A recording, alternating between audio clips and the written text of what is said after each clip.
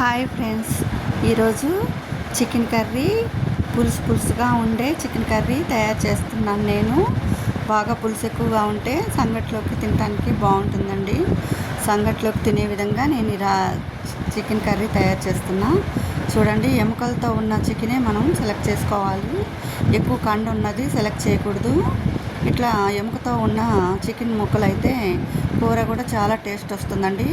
మీరు తెచ్చుకునేటప్పుడే ఇలా ఎముకలతో ఉండే చికెను కొట్టించుకొని తెచ్చుకోవాలి. అలా ఎముకలు ఉంటే తినడానికి చాలా ఇష్టపడతారు ఎవరైనా. ఈ పులుసుకి ఈ విధంగా ఉండాలి. ఇప్పుడు శుభ్రంగా కడిగి పెట్టిన చికెను కావాల్సినవి కొత్తిమీర, ఉల్లిపాయ, పసుపు, ఉప్పు, కారం, 2 టమాటాలు, కొంచెం పుదీనా, 4 పచ్చిమిరపకాయలు. ఇక మసాలాకి సంబంధించి ధనియాలు 2 టేబుల్ స్పూన్లు, కొంచెం 4 జీడిపప్పు, కొబ్బరి, గసాలు, చెక్క మొక్క, కొద్దిగా అల్లము, చిన్నులపాయ. ఆల్రెడీ అల్లం వెల్లుల్లి పేస్ట్ కూడా కొంచెం వేస్తాను, కొంచెం టేస్ట్ బాగుంటుందని కొంచెం అల్లం, కొంచెం చిన్నులపాయ తీసుకున్నాను. ఇవన్నీ వేయించి మిక్సీ వేయించి పెట్టుకోవాలి. ఈ పొడి వేయటం వల్ల కూర గుజ్జుగా వచ్చి చాలా బాగుంటుంది. ముందుగా ఈ చికెన్ని శుభ్రం చేసి పెట్టాం కదా, దీంట్లో ఫస్ట్ కొంచెం కల్లుప్పే వేసుకుంటాను నేను. ఈ ఉప్పే సరిపోతుంది, ఒకేసారి కొంచెం వేసుకోవాలి, ఎక్కువ ఉప్పు పట్టదండి.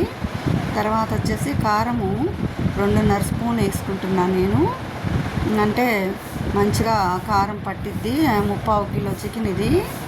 ఇక 2.5 స్పూన్ కారం వేసాను కదా, కొంచెం పసుపు యాడ్ చేస్తున్నాను నేను. ఇదంతా మామూలుగా ముక్కలకు పట్టాలంటే కొంచెం ఆయిల్ కూడా వేసి కలిపేస్తే ముక్కలకి బాగా ఈ ఉప్పు, కారం, పసుపు అనేది పడుతుందన్నమాట. ఇంక ఈ విధంగా పక్కన పెట్టి గిన్నె ముట్టించి ఆయిల్ వేడెక్కిన తర్వాత ఉల్లిపాయలు, అల్లం వెల్లుల్లి పేస్ట్ వేసాను. ఇవి బాగా లైట్గా వేగిన తర్వాత టమాటా ముక్కలను కూడా వేద్దాము. చూసారా, లైట్గా మగ్గిపోయినాయి.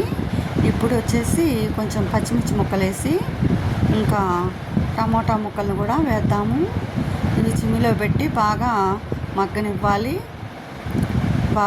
ఇప్పుడు ఈ ఉప్పు కారం పట్టిన చికెన్ని ఈ బౌల్లో యాడ్ చేద్దాము. కొంచెం పుదీనాను, కొంచెం కరివేపాకు, కొంచెం కొత్తిమీర వేసాను.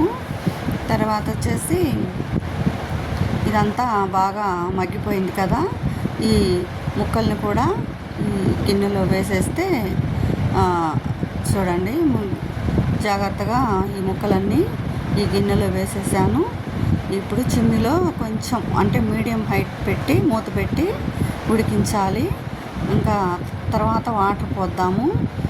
చూసారా, ఒక 10 నిమిషాలు. ఈలోపు మనము మసాలాకు కావాల్సిన చెక్క మొగ్గ, ధనియాలు, ఇంకా ఎండు కొబ్బరి ముక్కలుగా కట్ చేశాను, ఇవన్నీ వేయిద్దాము.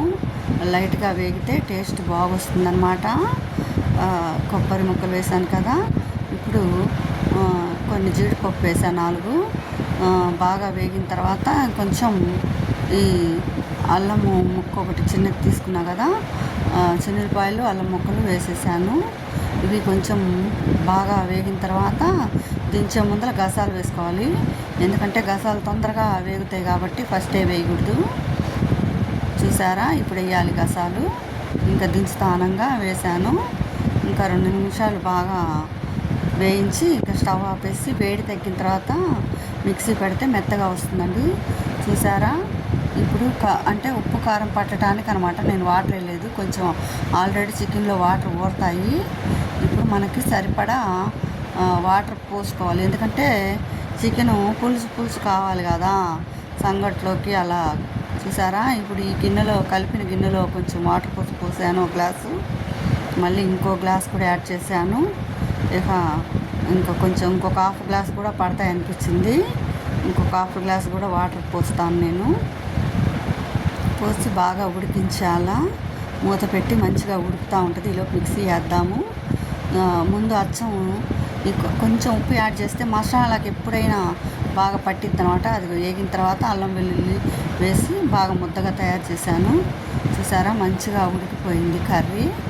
ఇప్పుడు వచ్చేసి చికెన్ కర్రీలోకి మనము మసాలాని యాడ్ చేద్దాము.